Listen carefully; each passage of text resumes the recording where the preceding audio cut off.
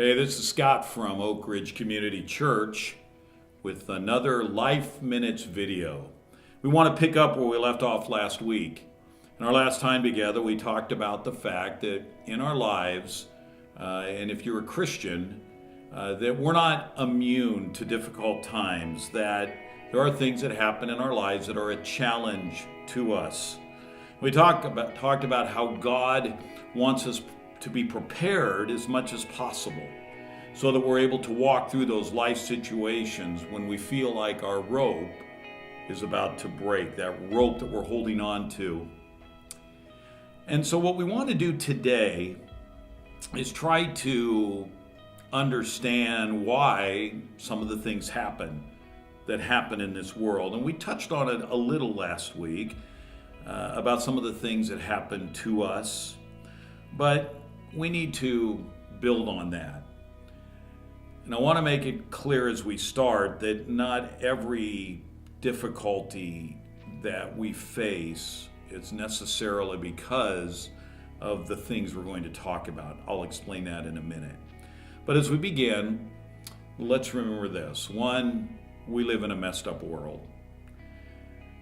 In Genesis chapter 3, when Adam and Eve sinned against God, the problem of sin invaded our planet.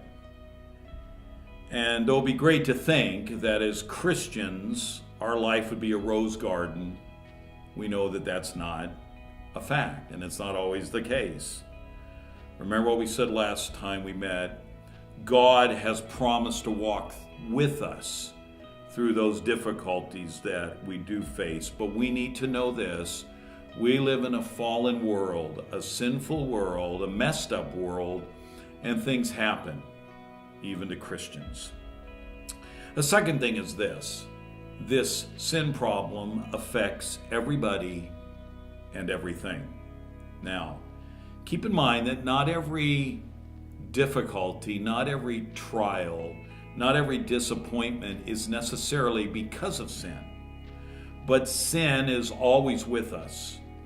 It affects our world. And sometimes certain trials, if you have been ripped off by somebody financially, or someone has been abusive in a relationship, verbally or otherwise, those are because of sin. And some trials, some situations happen in our lives because of sins that we have committed or that have been done to us. As I said, for example, someone ripping us off financially, or maybe in our case, we've mismanaged our funds and now we are going through a financial trial, but it was because we didn't maybe follow some biblical principles. In fact, we made some sinful decisions with our money, and that trial was caused by our decision. But not every trial is because of sin.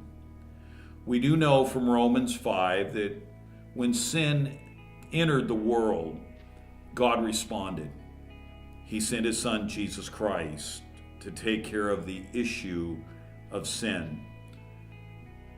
So sometimes sin is a cause of trials, sometimes it's not. Keep in mind that there are times God, in his infinite wisdom, allows them to happen in our lives to help us to grow. And we'll talk more about that the next time we meet. There is a third thing to keep in mind. First, remember, we live in a messed up world. A second thing is this: sin affects everybody and everything. And a third thing to remember is this: being a Christian, and we've said this before, but I don't want to lessen the reality of it. We're not immune to trials. When Jesus was meeting on that last night with his disciples in John chapter 15, a discussion that he had with them was what was going to happen after he left, after he would go to the cross and be raised from the dead and all. He reminded the disciples that there would be people they would encounter that simply would not like them because they were Christians. They would hate them just as they hated him. And so sometimes the trials we go through are simply because we're Christians and some people don't like us. And they will do things to make life hard on us. Simply being a follower of Christ at times can lead to difficult situations, difficult times. People have lost jobs. They've had their relationships end. And in some parts of the world, they've lost their lives simply because they believe in Christ. So sometimes trials happen simply because we're a Christian and people don't like us. But a lot of the problem is sin related, as I've said, because people in their sinful ways may treat us poorly. And really the trial comes with how are we going to respond to those times. A fourth thing is this, and this is so important. We must understand and accept that in the big picture of life, it is God's plan, not ours, that matters. So when I think I shouldn't have to go through a difficulty, when I think that, hey, this shouldn't be happening to me because of who I am, I can't see God's full plan. Maybe I'm going through a trial because there's something in my life He needs to work on. He needs to chip off some things that need to be taken care of in my life, in my character. There was a man by the name of Job. We go back and we read about him in a book that bears his name. Job chapter 1 verse 1 says this about Job. He was blameless. We know that he was a man of complete integrity. He feared God and he stayed away from evil.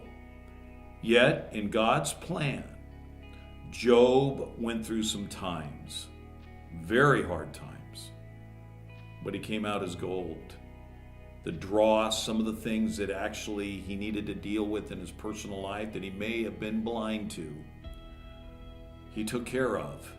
And it was the trial, the difficulty in his life that God used to make Job even more a man of integrity, even more a man of God. So what we're going to do next week is we're going to focus on the practical side of those rope-breaking experiences that we encounter. We'll see how we can learn as God teaches us and helps us in dealing with life situations in a way that we can shine for Jesus, grow in character, and be salt and light to a world around us. So again, why do things happen? Well, one, we live in a messed up world. And two, sin affects everybody and everything. Remember, we said not every trial is because of sin, but often that is a reason.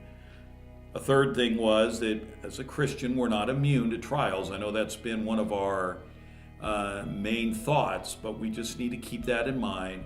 And fourth, that really we need to look at the big picture of life, and that is that it's God's plan that matters. He doesn't mistreat us. We're not these puppets that He just likes to play with. We are His children, and He loves us. So even in trials, His love will shine through us and in us, and we'll see God for who He is if we allow Him to teach us. This is Scott from Oakridge Community Church. Have a great week.